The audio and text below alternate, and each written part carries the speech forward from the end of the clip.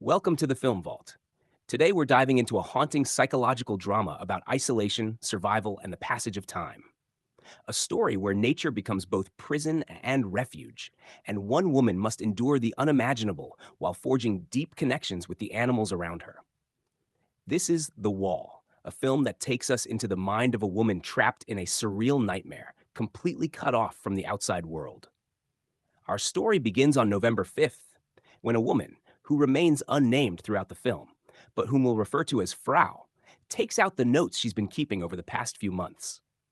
With careful precision, she begins writing a thorough report detailing how she found herself in this strange and lonely predicament.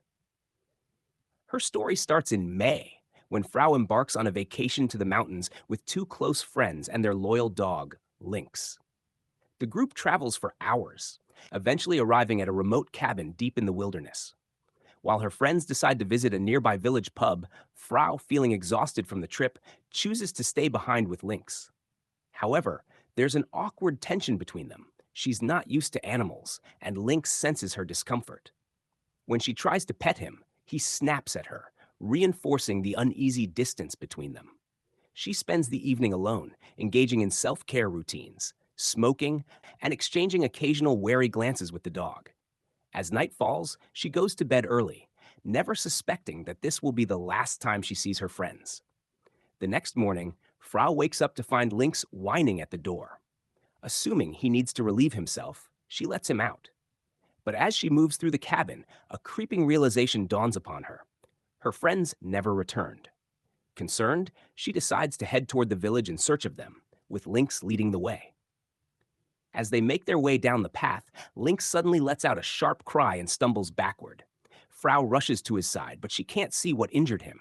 When she tries to keep moving forward, Lynx hesitates. Then, without warning, he turns and bolts back toward the cabin. Confused, Frau presses on, only to collide with something completely invisible. She reaches out and touches it. There, in front of her, is an unseen barrier, an impenetrable wall that stretches endlessly in all directions. Panic grips her as she pushes against it with all her strength, but no amount of force can make it budge. Even more unsettling, there's no reaction from the world beyond the barrier. The village remains still, eerily silent, with no sign of life. She yells for help, but her voice doesn't carry past the wall. Even the farmhouse she spots nearby is frozen in time, its residents unmoving, unresponsive, locked in a moment they will never escape.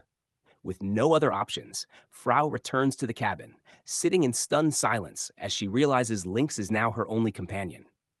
Refusing to accept what's happening, she tries again the next day, pushing, running, even ramming a car into the barrier. But nothing works. It becomes undeniable. She is trapped, alone in an inescapable prison of nature. Days turn into weeks, and desperation gives way to grim acceptance. She begins to document her experiences, noting every detail of her new existence. Her supplies, left behind by her missing friends, provide enough to survive for now. But what happens when they run out? Determined to persevere, Frau starts taking control of her survival. She plants potatoes, gathers wood, and learns to make use of the resources around her. One afternoon, Lynx barks frantically and leads her to an unexpected discovery, a lone cow wandering the wilderness. At first, she fears it, but soon she sees it as a gift. She brings the animal back to the cabin, naming her Bella. The cow provides her with fresh milk, a crucial source of nutrition. But with every new addition to her life, there's also a burden, another responsibility to keep alive. Time passes, and her world becomes more structured. Every morning, she winds the clocks and marks the calendar. She takes Lynx on walks, gathers food, and explores the limits of her barrier, memorizing the land like a prisoner studying the walls of their cell. Then, another arrival. One stormy night, a soft meowing draws her outside. She finds a wet, shivering cat, its eyes glowing in the dark. Without hesitation, she brings it inside, drying its tiny body by the fire. The cat, sensing her kindness, stays. Another life, another fragile bond in this silent, empty world. Seasons change, and the wilderness shifts from harsh to nurturing. Frau finds herself growing more connected to nature, learning its rhythms and its cruelty. She takes up hunting. Her first attempt is clumsy, painful, and riddled with guilt. The sight of a dying deer, its body trembling in the grass, haunts her. She doesn't record this moment in her notes. It is something she would rather forget. But survival doesn't allow for sentimentality. As winter approaches, her small makeshift family grows once more. The cat gives birth to a kitten, a delicate, white ball of fur, Pearl. This tiny creature brings warmth to their otherwise bleak existence. For the first time, Frau feels purpose beyond survival. She is not merely enduring, she is caring, protecting, building a life within the confines of the wall. But happiness is fleeting. The days grow darker, colder, and then tragedy strikes. One morning, after a brutal storm, she steps outside to find Pearl's lifeless body in the snow. The pain is immediate, sharp, a wound deeper than any physical injury. She buries the kitten under Lynx's quiet supervision, the grief settling over them like the snowfall. The cycle of life continues. Bella, now round and heavy, gives birth to a calf, a new life, balancing out the loss. But the weight of loneliness presses down harder than ever. 2 years pass. By now, Frau has forgotten her old life. The idea of being found, of returning to civilization, seems absurd. The barrier has reshaped her reality. This is her world now. But fate has one final cruelty left. One afternoon, Lynx suddenly sprints toward their home, barking in alarm. Frau follows, only to find a man standing there, an intruder in her world, and in his hands an axe raised high over Bella's calf. Lynx leaps to protect the animal. The axe comes down. By the time Frau grabs her rifle, it's too late.